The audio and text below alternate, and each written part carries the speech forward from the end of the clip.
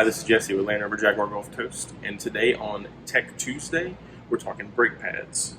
On my left, you have a brand new brake pad. You'll see there's an ample amount of pad material left, and on my right, you have a worn out brake pad, which we would normally replace, has about 2 millimeters of pad left, or about 2 dimes. And at this thickness on my right, normally you'll hear brake squeal starting to happen. On some models, you'll get a warning light in your instrument cluster telling you that your brake pad needs to be replaced.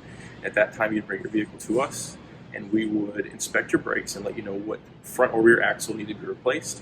And we would replace, on Land Rover specifically, and Jaguar, your pads, rotors, and the pad wear sensor.